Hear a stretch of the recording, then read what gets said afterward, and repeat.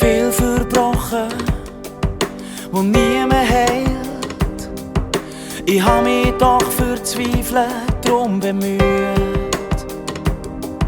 So schwer zu beschreiben, was in mir passiert, seit ich weiss, dass unser Stern langsam verglüht.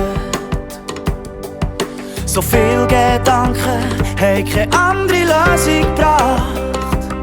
Weil wenn ich ehrlich bin, weiss ich schon länger wie. Und ich weiss, es muss sein, es führt kein Weg dran vorbei. Ich muss an dieser Stelle einen Schlussstrich drunter ziehen.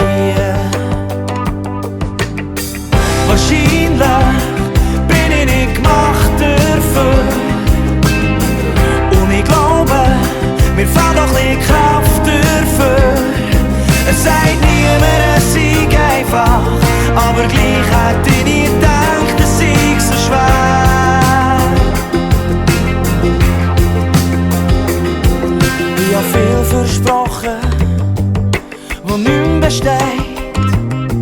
Aber vielleicht liegt's ja auch ein bisschen an der Zeit.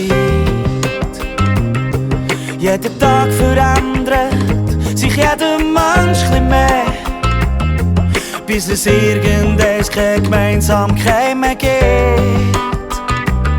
Und so entferne ich mich immer wie mehr von uns, so wie ein Mond, der seine Umlaufbahn verliert. Aber ich bereue nichts, wünsche nicht, dass ich nie gewesen, weil ich weiss, der wäre uns Gute nie passiert. Wahrscheinlich bin ich nicht gemacht dafür. Und ich glaube, mir fehlt noch ein bisschen Kraft dafür. Es sagt niemand, es sei einfach, aber gleich hätte ich nie gedacht, es sei so schwer. Wahrscheinlich bin ich nicht gemacht dafür.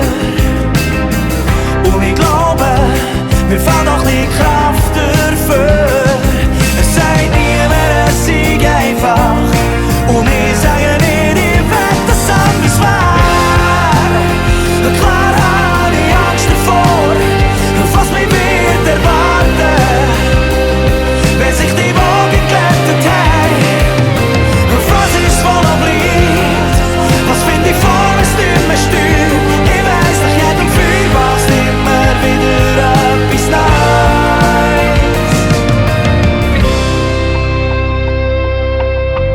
Wahrscheinlich bin ich nicht gemacht dafür. Und ich glaube, mir fehlt auch ein bisschen Kraft dafür.